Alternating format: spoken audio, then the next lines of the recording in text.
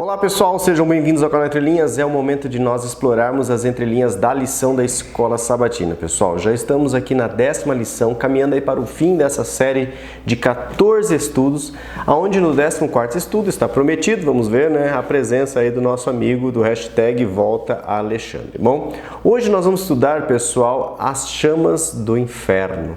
Um tema bastante interessante para nós cristãos, principalmente cristãos adventistas, para a gente aprender mais sobre o que a Bíblia fala sobre isso. Beleza, pessoal? Nós teremos então aqui na ponta da linha com o Ricardo e com o Marcos André as perguntas para discussão e também, antes disso tudo, nós teremos os comentários. Então não se esqueça, pessoal, se inscreva, deixe seu joinha, acione seu sininho aí para sempre receber as notificações quando nós lançarmos novos conteúdos aqui no canal e, claro, deixe seu comentário para que a gente possa lê-lo logo mais. Então, por enquanto, chama a vinheta.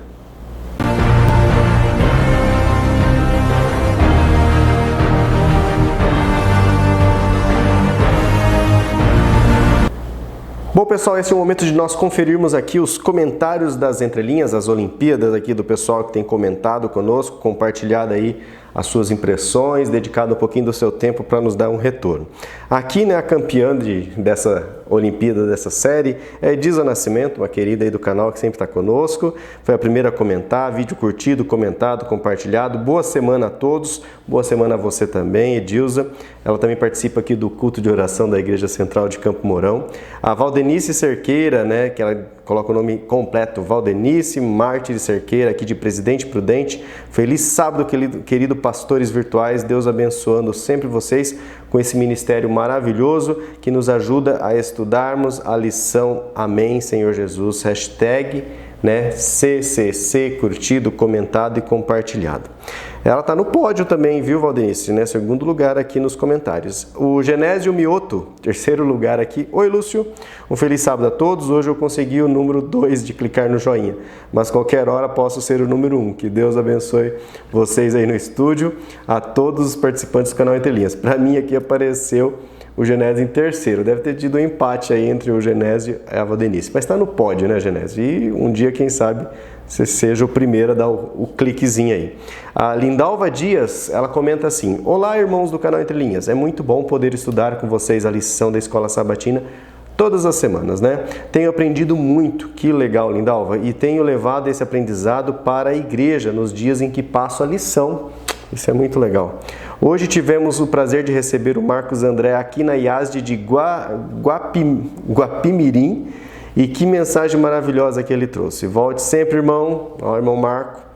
Eu desejo a todos uma excelente semana cheia da graça de Deus e do amor do nosso Senhor. Então, Guapimirim, na igreja, o Marcos esteve lá visitando nossa irmã Lindalva Dias. Que legal, Pessoal? Vocês aí do Rio podem conhecer o Marcos. Se quiserem conhecer o Ricardo, o Lúcio, o Alexandre, vão ter que vir aqui em Campo Mourão, no, quase norte, oeste do Paraná aqui, pessoal. Margarida Mello, feliz sábado, pena que não deu para chegar ao vivo, mas hoje teve Santa Ceia na igreja e estou aqui com vocês mesmo depois da hora. Deus abençoe. Que bom, Margarida, que você assistiu aí a lição e pôde compartilhar aqui o seu comentário. É muito, muito bom, porque os amigos da Margarida e de todos aqui que tem comentado, da Lindalva, deixa eu ler aqui, do Genésio, da Valdenice, da Edilza, todos esses estão recebendo alertas do YouTube, porque vocês curtem, vocês comentam, vocês compartilham, então o YouTube começa a sugerir os vídeos do canal Entre Linhas para os amigos. Então, obrigado pelo comentário, e mesmo não tendo participado ao vivo do culto, mas conseguiu pegar aqui a lição. Joivaldo Quirino, oi, irmão Lúcio, que Deus abençoe a todos vocês, continue contando aos outros sobre Jesus. São poucos os que desejam se tornar um mártir, mas Jesus disse em Mateus 10:39, e quem perder a vida por minha causa, esse a achará. Exatamente. A família Entre Linhas ama e doa parte de sua vida para alcançar outras pessoas para o reino dos céus. Amém, Joivaldo Quirino. A Adriana Kuhn também comenta aqui conosco. Valeu demais, queridos pastores virtuais Lúcio, Ricardo e Marcos. Muito interessante e edificante a lição, como sempre. As passagens controversas da Bíblia, pessoal? Só não gostei do Lúcio dizer de acabar os comentários. Só vou dizer... Não, eu comentei, só falta acabar. Oi e tchau. Adoro os comentários, até nele aprendemos. Um feliz e abençoado sábado e desde já desejo uma semana abençoada e motivada, cheia de coisas boas para todos nós e firmes e fortes na presença do nosso Senhor Jesus Cristo. Fui até o último Lúcio, que gravou certinho. Hoje sim deu certo. Hashtag campanha volta Alexandre a 1000. Isso aí, Adriana, né? Que bom, nós também esperamos aí que nosso amigo Alexandre volte, né, a 1000 por hora, animado aí para estudar a lição e compartilhar, né, o ponto de vista, as questões históricas, assim como o Ricardo compartilha a parte hebraica, da linguagem bíblica. Então é muito legal, a gente vai aprendendo. Esmeralda Viana é a minha sogra, né? É o nepotismo no canal. Boa lição a todos, estamos no final. Obrigado, meninos, essa lição está maravilhosa, aprendendo bastante, né, sobre vida, morte e eternidade. Estamos aprendendo muito. Vera Alves, olá meninos, já faz algum tempo que eu não comento, mas estamos juntos, Deus abençoe, saudade aí do Alê. Que bom, Vera, que nessa semana você achou um tempinho aí e comentou, isso é muito importante, né? A gente fica feliz, principalmente por você demonstrar aí o carinho, estar sempre junto com o canal Entre Linhas, também a saudade do nosso amigo Alexandre. Ele está bem, está vivo, está com saúde, né? Se Deus quiser vai estar trabalhando aí o ano que vem. Dirce Silva, feliz sábado, obrigado, feliz semana para você, Dirce. E se você estiver, né, ouvindo essa lição no sábado à tarde, feliz sábado também, o restinho de sábado para você, Dirce Silva. A Helena Saraiva, hashtag fui até o segundo Lúcio, ficou meio estranho, Lúcio. Meninos, vocês já são bênçãos. Que lição maravilhosa, louvado seja Deus por vocês. E ela também deixa o CCC, o curtido, comentado e compartilhado. Até a lição 10, chegamos aqui na lição 10, Helena. Feliz semana, Deus no controle. Amém, exatamente. Nossas vidas estão no controle do Senhor, povo. Hilda Pinheiro Silva, feliz sábado, amigos e irmãos entrelinhanianos. Que Deus abençoe cada um de vocês, recupere os doentes e cubra as famílias de suas mais preciosas bênçãos, amor e proteção, de modo especial pelas heróicas famílias aí dos apresentadores do Lúcio, do Ricardo, do Marcos e do Alexandre, amém, que envolvem seu tempo para dar importância a nós que ficamos aqui esperando por seus conhecimentos preciosos em hebraico, aramaico, grego, além dos históricos e até dos literários. Legal. A cada sábado estamos nos doutorando com esses pastores virtuais pela graça de Deus. Obrigado pelo carinho, Hilda. Lembrando que a Hilda é mãe do Ian, então fica um abraço, Ian, né, que a família Entre Linhas também gosta muito aí de vocês dois, da sua mãe e de você. E para quem não conhece o Ian já apareceu aqui nos comentários. Essa sessão está ficando importante mesmo, né, dos comentários. Até o Ian já participou aqui dela. Eu não lembro se foi no vídeo 8 ou 7. Assista lá que o Ian deu um abraço para todos. Olá, Marbete Lopes diz assim: bendita família, esses minutos de estudo são de muita alegria para mim. Minha tarde sabática torna-se mais intensa. Que legal, né? A palavra do Senhor é fiel e verdadeira para alcançar corações sedentos em qualquer tempo e circunstâncias. Muito obrigado e feliz semana para todos. Sempre pedindo com súplicas, jejum e oração. Hashtag também a Marbete Lopes deixou lá, CCC, hashtag curtido, comentado e compartilhado. É muito importante, pessoal, né, a gente ter esse material, entre linhas. Ó, o próximo comentário aqui é do canal Lições Fortes da Bíblia. É outro canal, é outro irmão que tenta aí no seu tempo livre, ou não muito livre, né, mas produzir conteúdo, dedicar aí um pouquinho do tempo dele para produzir algo e colocar nas redes sociais, pessoal. Não é fácil, né? É um sacrifício sim para mim, para o Ricardo, para o Marcos, para o Alexandre, ele até tirou umas férias aqui, né, para você ver. Mas nós estamos aqui, graças a Deus, firmes e fortes, né, tentando compartilhar, e porque nós sabemos da importância, pessoal. Nós somos cristãos, temos uma missão de disseminar uma mensagem.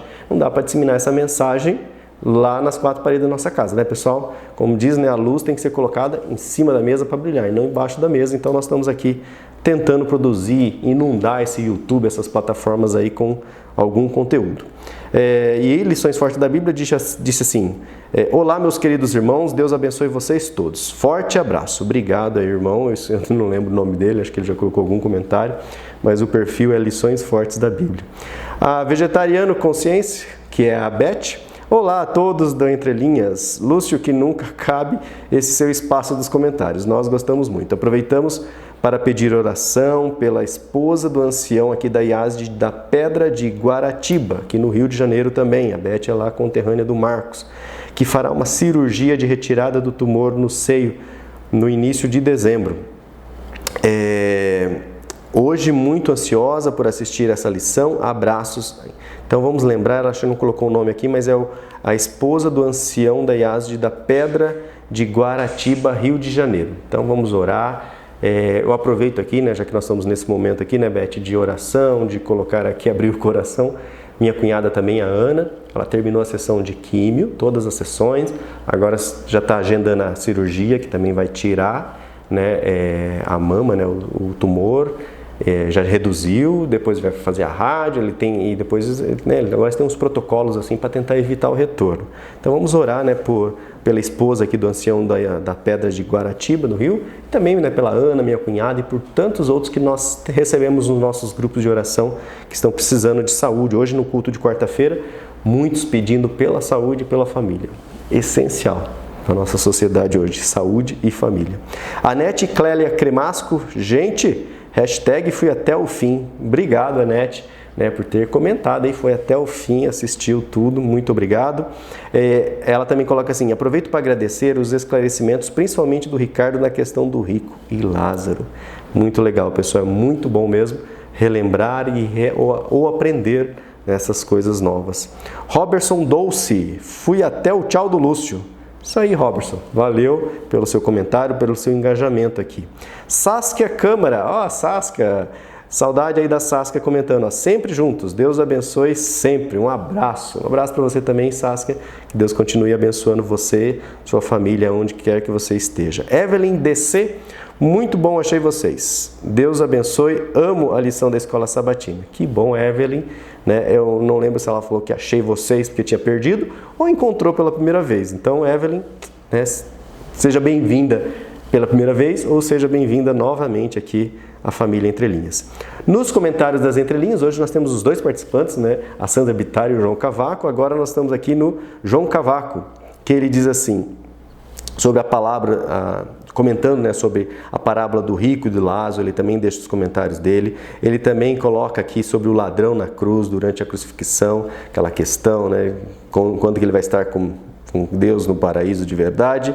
E ele ainda vai comentando aqui sobre Pedro, 1 Pedro, e vamos comentar até que ele encerra num outro comentário do irmão João Cavaco aqui, que é, né, do Apocalipse, a quinta parte aqui do comentário dele, sobre as almas dos mártires justos, tudo mais. Ele comenta, traz aqui um rico comentário, que você sabe que o irmão João Cavaco escreve muito bem, e eu vou lá para as conclusões então, né, para dar tempo aqui do nosso quadro. Apesar que acho que o João Cavaco deveria ter um canal, eu repito isso aqui toda vez, né, porque ele tem muito conteúdo, vocês virem aqui o tamanho do comentário dele, mas aqui na seção 6 do comentário dele, chegamos às conclusões. Ele diz assim: o ser humano não tem nenhuma alma vivente, pois ele é alma vivente, né? O Ricardo vai falar isso nessa lição também, né?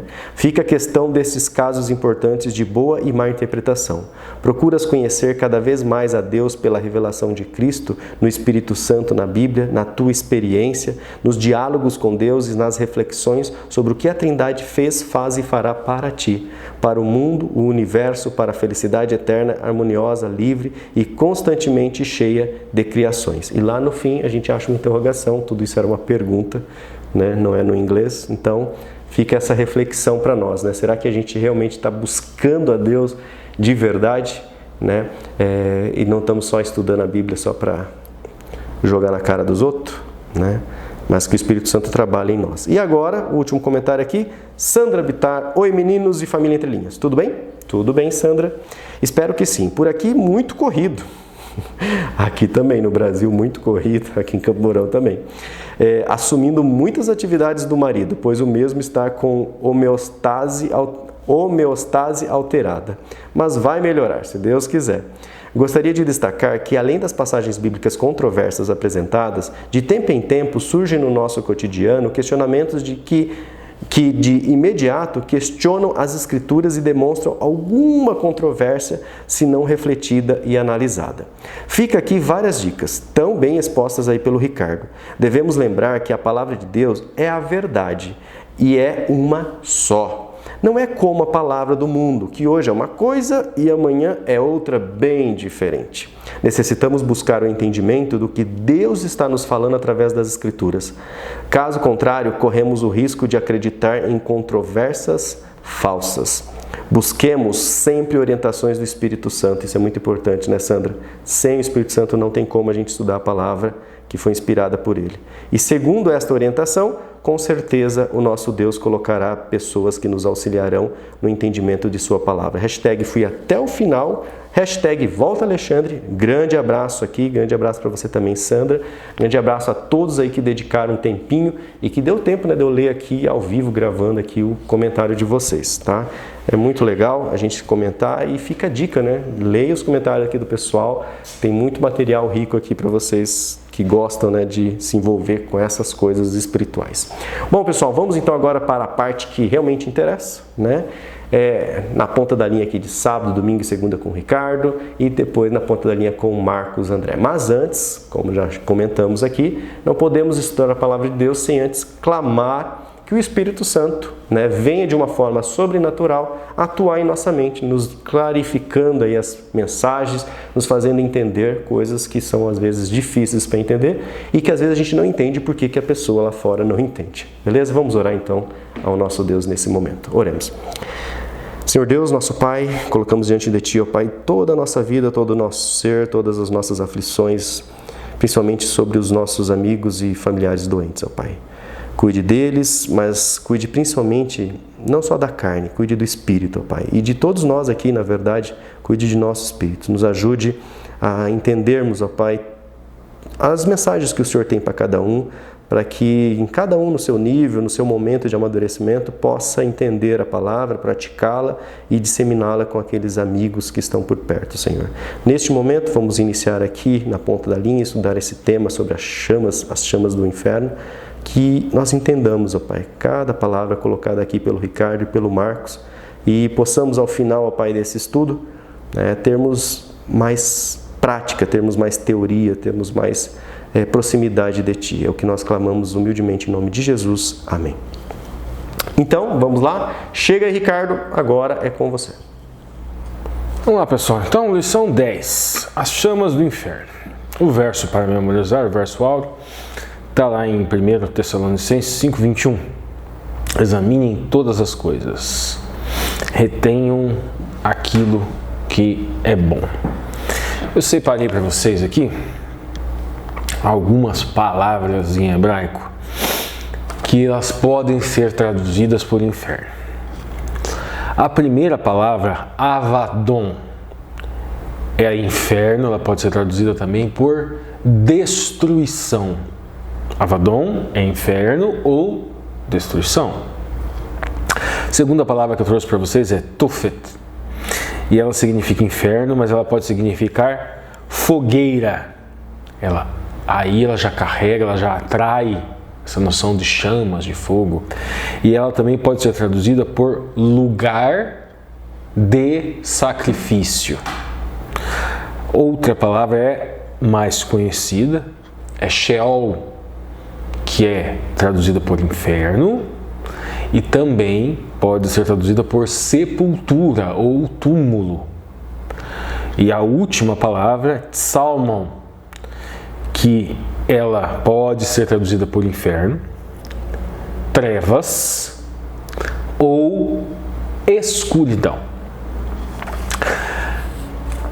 No sábado, na lição de sábado propriamente, logo no primeiro parágrafo, o autor da lição vai nos trazer uma referência de um livro de um poeta italiano, Dante Alighieri. Não vou perder a oportunidade, aquelas pessoas que tinham aquela dúvida se nós estaríamos com as nossas entrelinhas literárias que estavam fazendo há um tempo atrás, que em razão do tempo nós demos uma pausa, misturando sagrado com profano. Como eu já disse, gente, como eu já disse anteriormente, são várias as lições que citam autores de literatura secular. É só nós lermos o verso áureo novamente. Examine todas as coisas, retenham aquilo que é bom. Essa era a razão pela qual nós estávamos fazendo aquelas pontes literárias que recebíamos críticas que eu não entendia muito bem o porquê. Mas tudo bem. Vamos seguir. Nós não paramos por causa disso, não. Nós paramos porque não é muito fácil fazer trazer essas entrelinhas todas as semanas. Mas nós fizemos um vídeo aqui no canal, inclusive, sobre este livro, sobre a Divina Comédia de Dante Alighieri e a viagem pelo inferno, pelos anéis do inferno e os anjos caídos, que a Medusa queria pegar o nosso herói ali da jornada, o Virgílio, o Dante, o guia dele, o Virgílio, e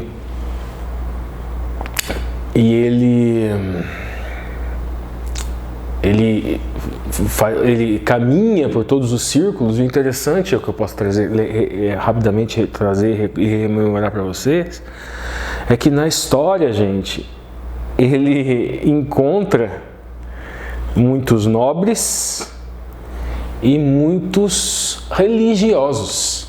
Inclusive, na história, ele encontra um papa ali no inferno.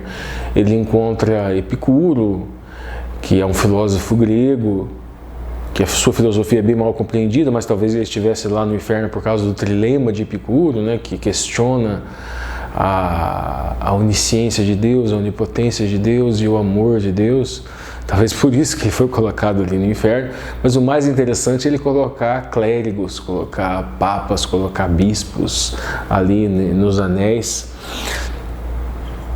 E depois ele, no céu, também tem os anéis e tem a guia dele, é Clarice, se não me engano, que vai conduzindo. Ela é um símbolo ali do Evangelho, ela é um símbolo da mensagem divina, que em cada compartimento que ele vai subindo no céu, ela vai ficando mais bela, mais luminosa, até difícil de olhar, até difícil de descrever a beleza dela, como ela vai aumentando em cada compartimento, até que ele chega no último compartimento, onde tem a grande revelação sobre a natureza divina, sobre a natureza triuna do Altíssimo.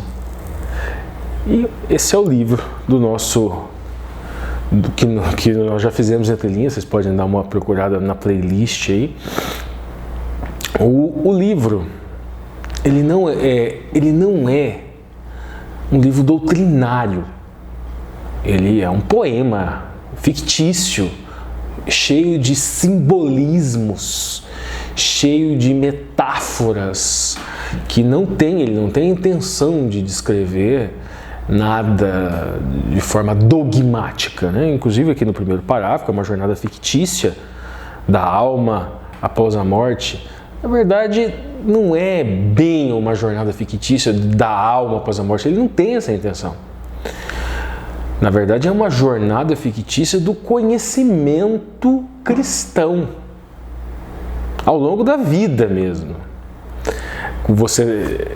Vocês notam aquilo que eu falei lá, com a beleza da sua acompanhante, aquela que o ajudou a sair do inferno para o céu, ela vai se intensificando. Aquilo é uma metáfora do conhecimento religioso. Então esse livro não é propriamente uma jornada da alma, do inferno até o céu.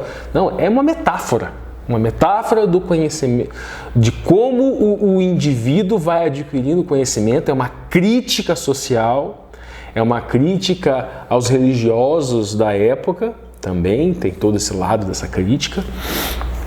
Mas vamos seguir aqui. Mas a alma, no livro, né? A alma passa pelo inferno, no interior da terra, como fala, nós já explicamos como é que foi, mais ou menos como é que foi isso, purgatório, onde o espírito humano poderia purificar-se ou tornar-se digno de ascender para o céu ou o paraíso. Aqui, propriamente, não é uma explicação do livro, mas é uma explicação da doutrina católica com relação ao inferno, com relação ao purgatório e com relação ao céu. No livro, o nosso protagonista, ele faz uma jornada por tudo. Inclusive, ele vai para o inferno com o corpo dele, com o corpo material dele. E é isso que incomoda lá os anjos caídos, lá nessa narrativa fictícia. E eles chamam a Medusa para transformar ele em pedra, para ele ficar ali. E até que mas na história, essa jornada é o próprio Deus que está conduzindo essa jornada. Então um anjo o ajuda, ele tem um auxílio divino, até que ele sai do céu, vai para o purgatório, depois ele vai para o céu, ele sai do inferno, ele sai do mundo dos vivos, vai para o inferno, passa pelo purgatório, por todos os anéis, e depois chega a todos os anéis do céu também. Tudo aquilo é metáfora, gente. Não é um livro dogmático. Bom, seguindo. Apesar de ser apenas um poema, correto, uma ficção, a palavra de Dante acabou tendo grande influência na teologia cristã. Sim, de fato, mas não era essa a intenção dele. A noção básica de que uma alma imortal vai para o inferno, ou para o purgatório, ou para o paraíso é fundamental para essa igreja, a Igreja Católica. Muitas denominações protestantes conservadoras também acreditam em uma alma imortal que, após a morte, ascende ao paraíso ou desce para o inferno. De fato, se a alma humana nunca morre, então tem que ir para algum lugar depois que morre. Em uma falsa compreensão da natureza humana, que nós já explicamos aqui, convém rapidamente recapitular. Existe um corpo humano, e o ser humano, ele não é, ele é uma alma vivente. Ele não tem uma alma, ele é uma alma vivente. Então, temos a existência é a somatória do corpo, o fôlego de Deus, o espírito, e dessas duas coisas nós temos uma terceira coisa, que seria alma vivente. É isso que nós vemos lá no Bereshit. Deus sopra o fôlego de vida, o rua, ou pneuma no grego, naquele corpo, e o faz alma vivente. Então vamos lá, gente. Lição de domingo. Lição de domingo, o título é Vermes Imortais. Nós temos algumas passagens do Novo aqui, da Brit Hadashah, do Novo Testamento, do Velho Testamento.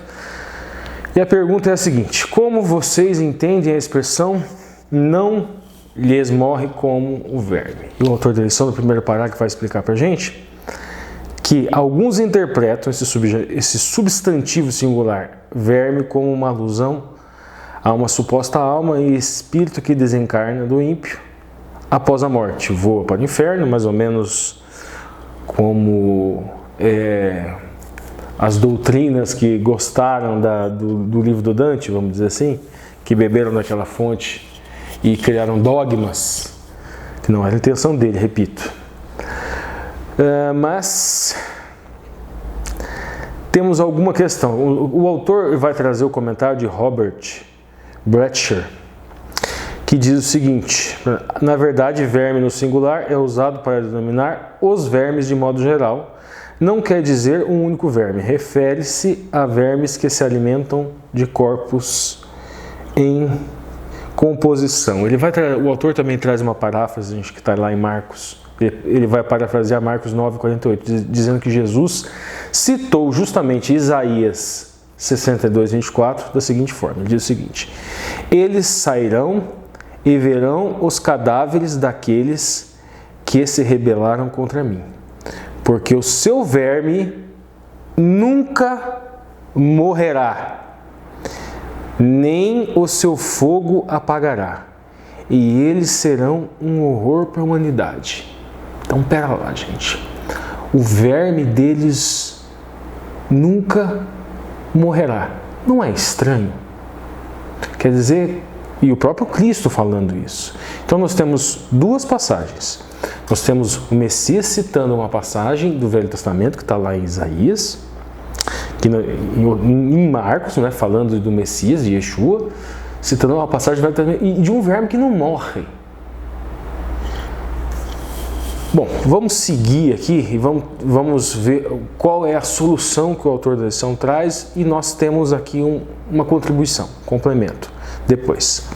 Essa cena metafórica assustadora retrata um campo de batalha com inimigos de Deus mortos no chão sendo destruídos. Os corpos não consumidos pelo fogo são decompostos pelos vermes, ou talvez primeiro pelos vermes e depois pelo fogo.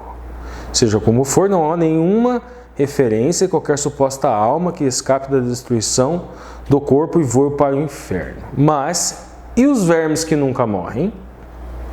Vamos lá. A linguagem metafórica de Isaías, citada em Marcos, não sugere que esses vermes sejam imortais. Apenas está afirmando, mas vamos lá. A ênfase é ao fato de que os vermes não deixam sua tarefa incompleta. Bom, em outras palavras, eles continuam a devorar o corpo dos ímpios até que sejam destruídos. Por outro lado, os filhos fiéis de Deus habitarão alegremente nos novos céus e nova terra e adorarão a Deus em sua própria presença. Como destinos tão contrastantes em mente, não é de se admirar que Jesus tenha declarado que teria muito melhor alguém entrar no reino do céu sem uma parte crucial do seu corpo, sua mão, de que ter um corpo perfeito e ser destruído por vermes de fogo. Bom, essa é a explicação do autor da lição. Eu trago um complemento para vocês. O complemento é o seguinte, gente, nós temos outras passagens que não são encontradas aqui na ponta da linha, que não são encontradas na lição. Então eu vou ler o Salmo para vocês e começar a dar tentar encontrar uma solução um pouco complementar, vamos dizer assim, ao autor da lição. O Salmo 22:6, gente, a interpretação que se dá é que isso daqui é uma fala messiânica. Mas eu sou verme e não homem, opróbrio dos homens e desprezado do povo. Aqui eu já expliquei para vocês que mesmo na visão judaica fala no Mashiach Benei Yudá, ou seja, o ungido de Deus, o Messias, o Cristo, filho de Judá, que nós encontramos lá no Velho Testamento, lá nas profecias messiânicas, com características reais. Ben Yudá, da linhagem davídica, né, da linhagem de Davi, com as características reais, e Mashiach Benei Yosef, com características de sofredor. E aqui nós temos uma interpretação, que é, mas eu sou um verme e não um homem. Mas o que significa isso? Quer dizer que o Messias é que é o verme? Daí nós vamos tentar entender essa palavra, verme, nós vamos atrás da tradução da palavra, e é tolá, que significa verme, que significa tecido escarlate, que significa carmesim. Tola é a fêmea Coccus ilicis. Também é traduzido por tecido. E por que significa verme e tecido escarlate? A explicação é a seguinte, gente. Quando a fêmea da lagarta escarlate estava pronta para desovar, ela prendia seu corpo ao tronco da árvore, fixando-se de maneira tão firme e permanente para jamais sair. Os ovos depositados por baixo do seu corpo eram desta forma protegidos até que as larvas fossem chocadas e fossem capazes de assumir o seu próprio ciclo vital. Vocês começaram a perceber agora Cristo aqui se colocando como verme, se colocando como tola. Ele seria, obviamente, este verme tola que morre para que as larvas vivam. Ele se fixa à madeira, assim como Cristo se fixou à cruz, para que nós tivéssemos vida. Quando a mãe morria, o fluido carmesim, ou seja, vermelho, manchava seu corpo e a madeira em volta Vocês estão fazendo aí o paralelo com Cristo na cruz e o sangue de Cristo na cruz sendo derramado na madeira para que nós tivéssemos vida? Aí continua o texto. Que ilustração isso nos dá acerca de Cristo, morrendo no madeiro, derramando o seu precioso sangue para conduzir muitos filhos à glória. Ele morreu por nós para que pudéssemos viver por meio dele. Ou seja, esse Salmo 22 descreve Jesus como sendo o verme e também nos apresenta, gente, esse mesmo quadro, Isaías 1:18, que nós vamos dar uma lida lá também para vocês. Vamos lá. Diz o seguinte: Vinde, pois, e arrazoemos, diz o Senhor, ainda que vossos pecados sejam como a escarlate, eles se tornarão brancos. E esse escarlate aqui, a expressão é Shanai, significa escarlate. Carmesim também significa inseto. Vocês percebem a alegoria? Então Cristo é a fêmea, é tola, que morre, que derrama o sangue, o carmesim. Isso aqui também é um símbolo de pecado ali em Isaías que nós encontramos. Olha, vamos continuar o texto. Vamos continuar o versículo. Vossos pecados sejam como a escarlate, eles se tornarão brancos como a neve, ainda que sejam vermelhos, como o carmesim, de novo. Se tornarão como a lã. Então, qual é, gente, a interpretação que se dá com relação a esses vermes, esse verme, esse tola imortal? O que acontece com o tola para que as larvas vivam? Tola morre. Então olha aqui, gente. E o que diz a passagem aqui? É um verme imortal. Essas pessoas, esses pecadores, eles não têm o verme, a tola não morre. Significa que as larvas não florescem. Então, na nossa metáfora, Cristo é a larva mãe, certo? Que morre, derrama o sangue, o carmesim, se espalha sobre o madeiro e começa-se um novo ciclo. Se ele está falando aqui de insetos ou vermes que não morrem, significa que não há um novo ciclo. Porque se não há a morte do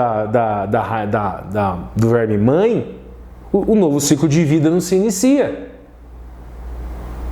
Então, este jogo de linguagem, acredito eu, que seja o que soluciona essa questão. Não é que os pecadores vão ter vermes que vão devorar os seus corpos pela eternidade. Não, é uma metáfora, é uma alegoria de que aquela pessoa, aquele líder ao qual eles seguem, não são capazes de lhe dar vida eterna. Apenas Cristo é capaz de dar a vida eterna, porque Ele morre. Ele é o verme, como diz lá no Salmo. É o verme que morre para dar vida às larvas, que somos nós, nessa metáfora bíblica. Então vamos lá, gente. Acho que ficou bem claro, né? Vamos à segunda-feira. Chamas do inferno. E nós temos aqui, o autor da lição vai trazer uma citação de um livreto para crianças de Dublin, James Duff, do padre católico John Furnes, ilustrou o tormento eterno por meio de uma grande bola de ferro sólido maior que os céus e a terra. Vamos abrir aspas. Um pássaro vem uma vez a cada 100 milhões de anos e toca a grande bola de ferro com uma pena de sua asa. O autor argumenta que o tormento dos pecadores no inferno continua mesmo depois de que a bola de ferro ser desgastada por esses toques ocasionais de penas. O triste é que muitos protestantes acreditam que isso acontece com os perdidos. Aqui, gente, daí a pergunta, né, para a gente entender essa questão do inferno, para a gente entender essa questão do Sheol no hebraico, né, o Hades no grego foi para a Septuaginta, foi traduzido assim como Hades, e Hades também é um deus grego, então muitas pessoas confundem, e daí surgiram várias e várias doutrinas, e a maioria dessas doutrinas surgem justamente por tentar dar um olhar grego ao Novo Testamento, e até mesmo por dar um olhar grego à Septuaginta. Então surgem essas filosofias, essas teologias, pelo menos é isso que nós acreditamos, né?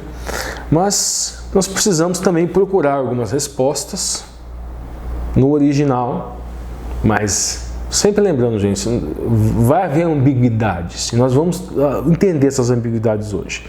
É pedido para que nós leamos Malaquias e Judas, como essas passagens nos ajudam a entender melhor a função do fogo eterno. Bom, primeira coisa que o autor da lição destaca aqui para a gente dar uma olhada é a questão da palavra eterno, que em hebraico é olam, e em grego é aion, ou aionios, que carrega diferentes significados, correto? Aí ele vai trazer alguns exemplos. O primeiro exemplo que o autor da lição nos traz é de Deuteronômio 33, 27, eterno. Só que lá a palavra que está lá, gente, não é olam. A palavra que está lá é keden, que significa tempos antigos. Pode significar começo, pode significar frente. E ela expressa também eternidade. Depois, a segunda referência que o autor vai nos dar é quando foi relacionado a seres humanos, lá em Êxodo 21, 6, que fala também para sempre. A palavra é limitada pela expectativa da vida da pessoa. E depois outras, em Malaquias também, que ele nos traz, mas vamos lá. O olam, gente, que nós encontramos lá no Êxodo, tem uma ambiguidadezinha aqui, mas não é difícil de entender. Olam significa eterno. E você pode juntar o ish, né, o fogo, em hebraico, com o olam. Você pode juntar o Sheol com o olam, sem necessariamente dizer que as pessoas vão queimar eternamente. Lembrando que Sheol, gente, aqui é inferno, mas é sepultura. A palavra que nós encontramos hebraica, Tofet, seria inferno, fogueira. Mas há associações também com Ish, com fogo, no Velho Testamento. Só que eterno, quando num contexto que está se referindo a passado, ele pode ser traduzido por tempo antigo, velho. E quando se refere a futuro, ele pode ser tanto um tempo sem fim, ou seja, eternidade permanente, como pode se referir também a um tempo indeterminado. O tempo indeterminado propriamente pode ter fim. Então nós temos aqui em olam uma ambiguidade. Há uma batalha sígnica aqui entre as doutrinas. As doutrinas espiritualistas, as doutrinas que defendem a imortalidade incondicional da alma, defende que tem pessoas os pecadores que irão sofrer um tormento eterno, optam por traduzir olam no futuro como um tempo sem fim. Mas não é a única tradução possível. Aqueles como os adventistas, por exemplo, entre os outros, que defendem a imortalidade condicional da alma, que entendem que não há consciência durante a morte, quando o fôlego de vida se separa do corpo. Não há consciência do que está acontecendo para aqueles que estão mortos. Eles optam por traduzir olam aplicado ao futuro como um tempo indefinido. Bom, gente, depois o autor da lição ele vai fazer uma contextualização com outras passagens bíblicas para tentar tentar demonstrar que a teoria da punição eterna ela não tem coesão lógica interna com o texto bíblico. Ele traz lá Deuteronômio e Salmos Deuteronômio e Salmo que toda a vida humana deriva de Deus.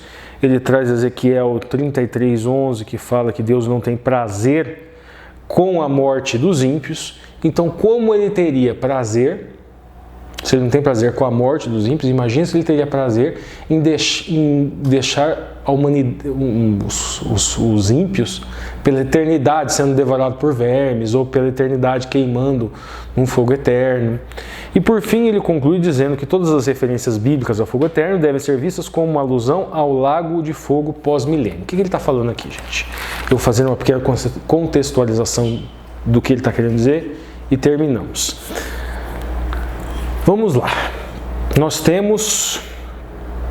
nascemos, crescemos, desenvolvemos, há a morte, o corpo volta para a terra, o espírito, o fôlego de vida volta para Deus.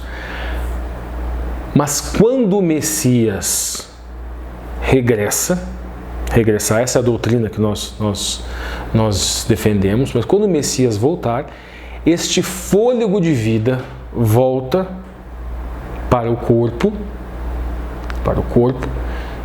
e se ressuscita num corpo glorificado. Vai se passar um milênio, essa que é a doutrina adventista, vai passar um milênio, são 1000 anos no céu, para entender o plano de salvação, porque aqui não vai ser suficiente, a gente já sabe disso. Para entender o plano de salvação, para entender por que alguns foram, alguns não foram, para mais ou menos equilibrar todo mundo, quem teve mais luz, quem teve menos luz esse milênio, conhecer os mundos, os planetas não caídos, os seres não caídos que estariam observando o destino, o desfecho desse grande conflito aqui no nosso planeta. Depois desse milênio, a Nova Jerusalém volta, desce sobre a terra e vai se passar a eternidade aqui na terra. Os ímpios ressuscitam. Durante esse milênio, Satanás ficaria preso aqui.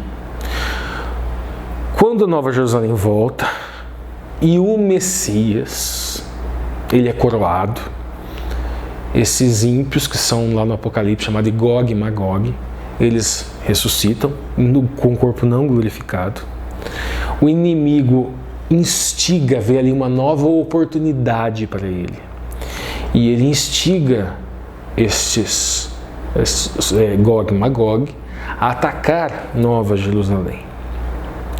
E eles vão para atacar Nova Jerusalém e se eles planejam, coisa e tal, o inimigo faz milagres e eles vão atacar a Nova Jerusalém, só que, obviamente, que eles não vão ter êxito. E aí onde vem aquilo que o autor da lição está falando sobre a questão do lago de fogo e enxofre. Antes deles atacarem Jerusalém, vai acontecer alguma coisa, algum evento, e que o próprio inimigo ele iria perceber e confessar o seu erro, mas não confessar no sentido de se arrepender, mas aceitando a punição da morte eterna, mas não de um castigo com fogo eterno, um lago de fogo, que consumiria enquanto houver matéria para ser consumida. O fogo purificaria a terra e apenas quem estiver dentro da cidade, ele estará entre os salvos. E depois de tudo isso acontecer, os salvos eles iriam viver pela eternidade em Nova Jerusalém, com o Mashiach, inclusive, na Nova Jerusalém. Então esse planeta que estaria tendo esse conflito e toda essa desgraça, ele é o foco de observação central de todo o universo, de todos os outros mundos, os outros povos não caídos, porque o desfecho do que vai acontecer aqui é relevante para purificar todo o universo, reintegrar todo o universo, todos esses seres que nós vimos, aonde? Que nós vimos lá no livro de Jó, quando os Ben Elohim vêm a ter com o Eterno e falta Adão, porque Adão está morto, e vem Satanás no lugar dele, se arvorando ser o representante desse mundo. Esta integração, ela foi abalada pelo pecado, a integração do planeta com o universo. Então, isso haveria essa restauração. É nesse ponto que nós interpretamos essa questão do lago de fogo. É um fogo eterno, porque ele vai consumir por um tempo indeterminado. Nós escolhemos aquela tradução do Olam, tempo indeterminado, enquanto houver matéria a ser consumida. Encerro, passando para o Marcos, lembrando, gente, que são escolhas interpretativas. Nós temos que saber que existe a possibilidade de uma escolha interpretativa, uma escolha de tradução diversa, que constrói uma doutrina completamente diferente da nossa. Nós temos que ter essa sinceridade, que existe a possibilidade, em razão da ambiguidade. Nós temos que buscar aonde as melhores respostas dentro dessas escolhas de tradução? Na coesão interna, na existência de um Deus amor, na existência de um Deus misericordioso, de um Deus que não fica feliz com uma tortura eterna. Mas também nós não podemos tapar o sol com a peneira e dizer que a única tradução possível é aquela que nós optamos. Agora, então, é com o Marcos. Olá, você que acompanha o canal Entre Linhas. Vamos dar continuidade ao estudo da lição. Já nos alimentamos aí com o alimento sólido que o Ricardo trouxe e agora vamos dar continuidade. Mas antes de entrarmos na parte de terça-feira, eu gostaria de trazer uma pequena entrelinha, aquela entrelinha homeopática que só ocupa um pequeno espaço aqui. Nós estamos falando a respeito do fogo do juízo de Deus, a respeito do fogo que queima para a destruição do pecado, para a destruição da impiedade. E eu quero trazer aqui um verso que fala a respeito de fogo também, para que possamos entender o contexto e entender o que esse verso verdadeiramente está dizendo, já que, na maioria das vezes, quando nós lemos, nós não compreendemos muito bem. Esse verso ele está em Mateus, no capítulo 3, e é uma fala de João Batista. João Batista fala a respeito de Jesus e ele diz o seguinte, verso 11 do capítulo 3 de Mateus. Eu batizo vocês com água para arrependimento, mas aquele que vem depois de mim é mais poderoso do que eu, do qual não sou digno de carregar as sandálias. Ele os batizará com o Espírito Santo e com fogo. O Espírito Santo, nós sabemos que é o Espírito que foi derramado lá no dia de Pentecoste. Então João está dizendo, eu batizo vocês com água para arrependimento, para lavar os pecados de vocês, como um símbolo do arrependimento de vocês. No entanto, alguém vem depois de mim, ele se refere a Jesus, e esse batizará com o Espírito Santo e com fogo. O Espírito Santo, nós sabemos que é o Espírito que traz os dons, que nos leva ao arrependimento. Mas e o fogo? Qual o significado do fogo aqui? O fogo geralmente é visto como uma virtude, geralmente ele é visto como um derramamento especial de poder, geralmente ele é visto como aquele fervor, especialmente que nós vemos nos nossos irmãos pentecostais, que quando estão orando eles falam que tem fogo no pé e coisas desse tipo, né? Então, é uma linguagem um pouco diferente da nossa, mas é uma referência a esse momento, é uma referência a essa fala de João Batista, que diz que Jesus Cristo viria para batizar com o Espírito Santo e também com fogo. Então esse fogo ele geralmente é visto como uma virtude. Vamos ler o contexto do que João está falando no contexto para que possamos ver o que realmente significa esse fogo.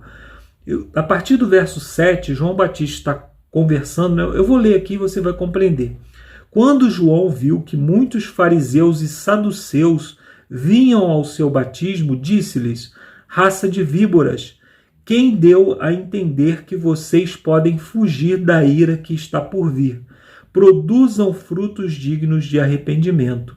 E não pensem que vocês podem dizer uns aos outros: temos por pai Abraão, porque eu afirmo a vocês que Deus pode fazer com que dessas pedras surjam filhos de Abraão. Então João está dizendo assim: vocês não podem dizer que são salvos somente pelo fato de que são filhos de Abraão. Isso não significa absolutamente nada no contexto da salvação. Olha o que ele diz no verso 10. O machado já está posto à raiz das árvores. Portanto, toda árvore que não produz bom fruto é cortada e lançada no fogo.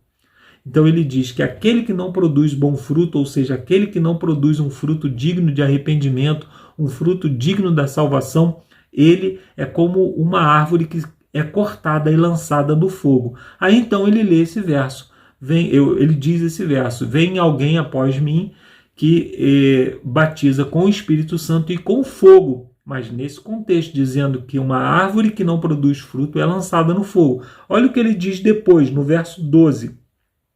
Ele tem a pá em sua mão, limpará a sua eira e recolherá o seu trigo no celeiro, ou seja, os salvos são recolhidos no celeiro, porque é trigo, é bom fruto, né? E ele, em continuidade, ele diz assim: porém queimará a palha num fogo que nunca se apaga. Então ele está dizendo aqui, olha, vem alguém aí que vai dar dons do Espírito Santo para aqueles que produzem bom fruto, mas também vai jogar no fogo, vai queimar como palha aqueles que não produzem fruto. Então, quando ele diz ali, vem alguém que batiza com o Espírito Santo para aqueles que produzem bons frutos, para aqueles que têm frutos dignos de arrependimento.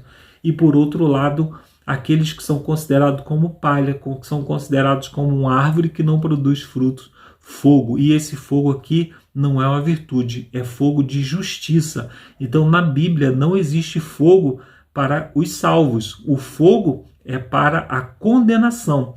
Então, quando nós vamos lá, algumas pessoas argumentam, né? Mas e o fogo que desceu sobre os apóstolos lá em Atos 2? Lá não diz que desceu fogo, lá diz que desceu línguas como de fogo, com aparência de fogo, mas não fogo. O fogo, na Bíblia, é um sinal de justiça, é um sinal de condenação.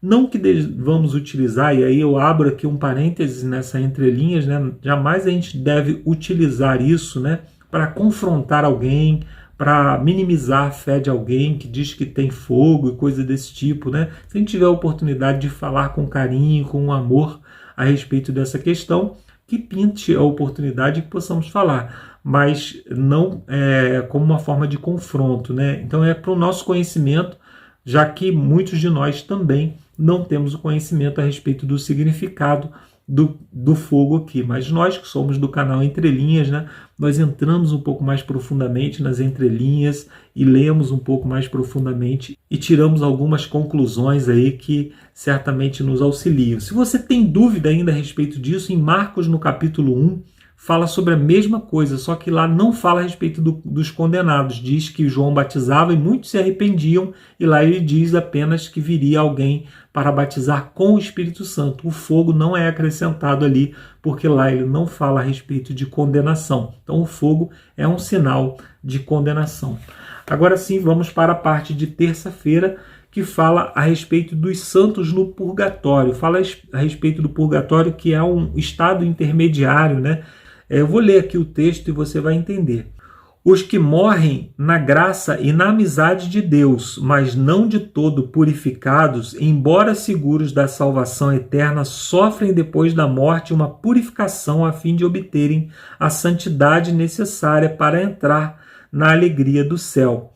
A Igreja recomenda também a esmola e as indulgências e as obras de penitência a favor dos defuntos. Então, aqui é uma fala do Catecismo da Igreja Católica, né, nas páginas 290 e 291, que diz que alguém que morreu salvo, mas que ainda não está purificado e preparado para o céu, ele precisa passar por um processo de purificação no purgatório antes de entrar no céu. Bom, existem alguns problemas com essa teologia segundo a Bíblia. Primeiro, aqui eu vou explorar primeiro os 3 que são explorados aqui pelo próprio autor e vou apresentar mais um ponto ainda a respeito desse tema. Eclesiastes capítulo 9, verso 10 diz que no túmulo não há obras, ou seja, depois que você morre não há nada que você possa fazer. Então isso é um detalhe importante. Ezequiel capítulo 18, verso 20 a 22 diz que cada pessoa morre pelo seu próprio pecado e uma pessoa não pode pagar o pecado da outra. Nenhum pai pode pagar o pecado do seu filho, nem o contrário, né? Então isso já desmistifica aí essa teologia de que você pode pagar, fazer indulgências por outra pessoa. E Hebreus capítulo 9, verso 27 diz que você pode morrer e depois disso encarar o juízo. Não diz que depois disso você tem algum tipo de chance de melhoria ou de salvação, né? Então esse processo ele vai até a morte. Após a morte vem o julgamento, vem o juízo. Então nós encontramos aqui esses textos que não nos deixam base para a ideia de que existe um processo de purificação após a morte.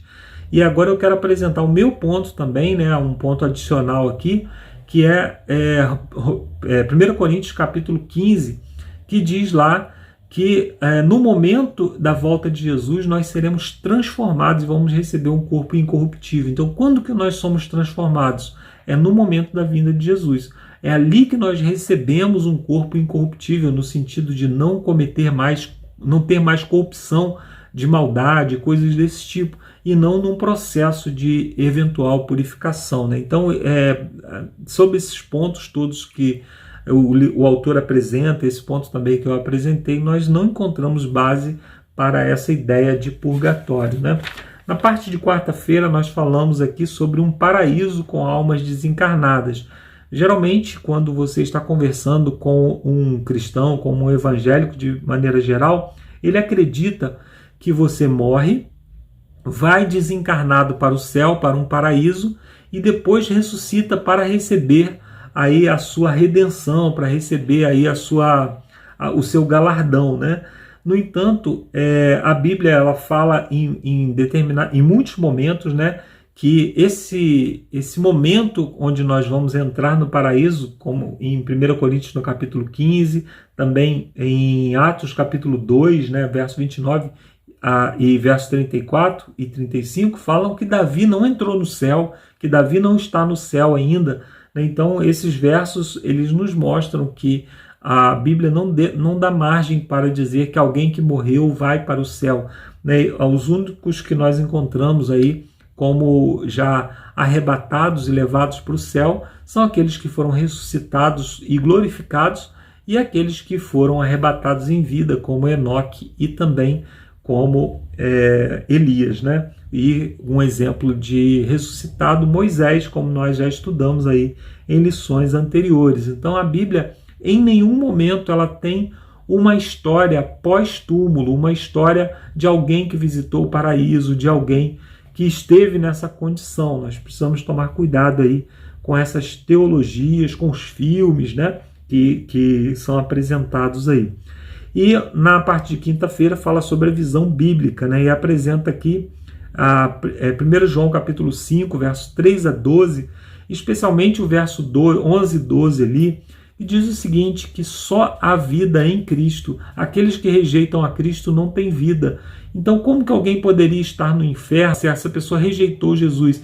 Quem que estaria fornecendo vida para ela no inferno, já que elas estão completamente desligadas de Jesus? Então não faz sentido alguém vivo sem estar ligado a Cristo, né? O outro argumento também é a respeito da maldade, né? Como que a maldade seria extinta se em algum lugar do universo tivesse gente sofrendo por toda a eternidade, né? Então o fim da maldade depende também do fim do pecado e dos pecadores, né? Não existe aí, ao meu ver, embasamento para pessoas sofrendo eternamente e, por outro lado, alguém no paraíso, né, sorrindo e vivendo uma felicidade eterna, sabendo que pessoas e inclusive parentes nossos, pessoas nossas estariam no inferno queimando, né?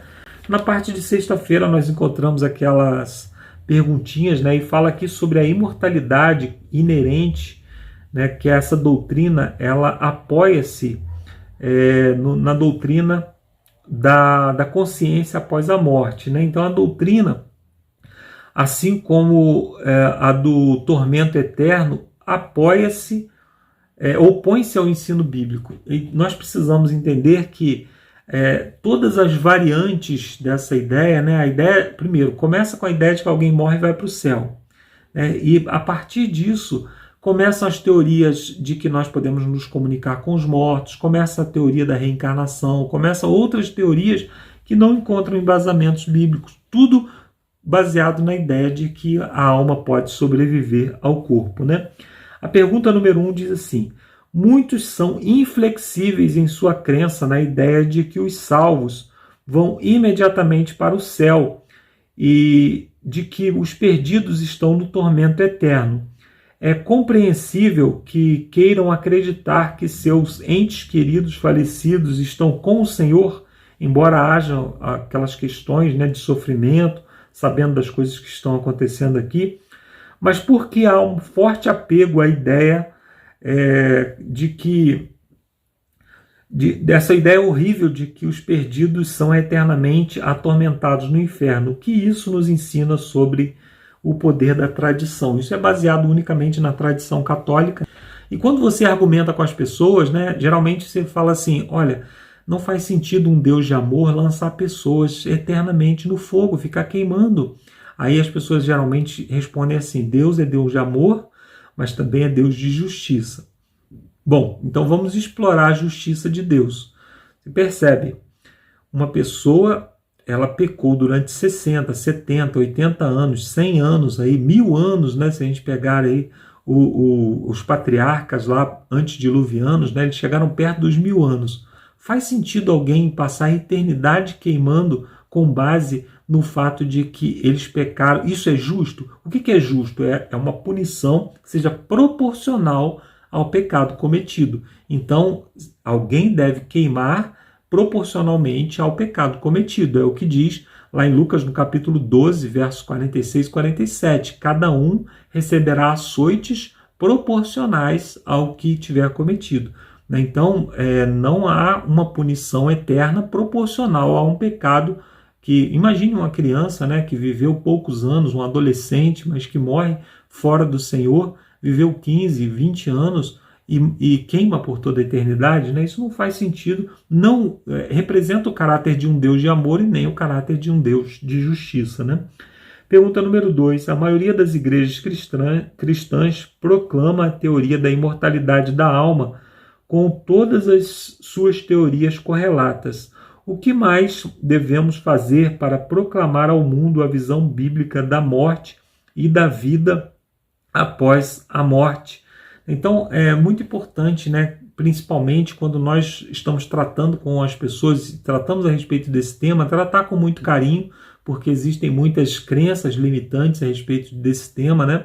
E, principalmente, tratar antes que elas sejam abarcadas por essas teorias. Você imagina a gente falar de mortalidade da alma para uma pessoa que já conversou com seu filho morto e recebeu ali uma forma de acalento, uma forma de pacificação das suas emoções com base nisso, né? Então fica muito difícil você trabalhar depois que a pessoa já foi enredada por esse terreno, né? Então é bom que a gente fale com as pessoas, previna as pessoas antes que as pessoas entrem nessas questões, né? E a pergunta número 3, o poema de Dante, a Divina Comédia, ajudou a consolidar falsos ensinos sobre o que acontece com a alma, né, após a morte. Que lições podemos aprender quanto à facilidade com que a teologia cristã pode ser influenciada por ideias externas? Que outras ideias não cristãs influenciam o pensamento cristão? Como podemos nos proteger delas? Bom, nós temos aí, né, os filmes que nós assistimos, que trazem ideias completamente distorcidas também, e o próprio capitalismo que nós vivemos hoje, onde nós sempre precisamos pagar para receber algo, é uma forma também de que a gente passe a não compreender bem a graça de Deus, né? A sociedade meritocrática como nós vivemos hoje, ela testemunha contra um Deus que nos oferece a salvação gratuitamente. Por isso nós somos tão facilmente abarcados pela ideia de que se eu der o dízimo eu vou receber a salvação, se eu frequentar a igreja e guardar o sábado eu vou receber a salvação. É quando nós então compreendemos que a salvação é unicamente pela graça, nós compreendemos verdadeiramente o Evangelho e a obra de Cristo em nosso favor. Bom, eu termino aqui essa minha participação e quero terminar dizendo a você que por mais que essas crenças todas elas possam ser difíceis de ser derrubadas, mas o Espírito Santo é quem nos dá poder, é Ele quem testemunha no espírito das pessoas, na mente, no coração das pessoas. Então não tenha medo de falar a verdade, mesmo que a verdade seja impopular e seja diferente de tudo que as pessoas creiam. Vamos terminar com uma oração? Santo e bom Deus, nos ajude a cada dia a dar testemunho da Tua palavra.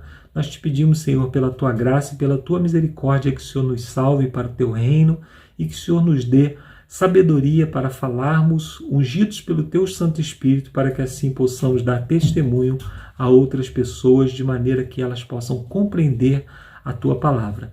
Nós te pedimos a Tua salvação, te pedimos também que o Senhor salve as pessoas que estão ao nosso redor, pelo nome do nosso Senhor e Salvador Jesus Cristo. Amém.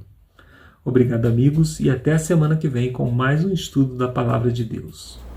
Valeu, Marcos. Obrigado aí pelos seus comentários, pelas perguntas, pela sua oração final. Valeu, Ricardo, também. Não é fácil, né? Nosso dia a dia aí, o Ricardo trabalhando, estudando também, e mesmo assim, graças a Deus, com saúde, né, pôde gravar e trazer aqui para nós esses comentários. Valeu a você, né? Hashtag fui até o último Lúcio, fui até o tchau do Lúcio, fui até a despedida. Que bom que você veio até o fim. E nos preparemos, pessoal, para a 11ª lição, 11º vídeo, onde nós vamos continuar estudando um tema bastante interessante, que é sobre os enganos no tempo do fim. Precisamos estudar isso, pessoal. Fiquem com Deus, nos vemos até lá. Tchau, tchau.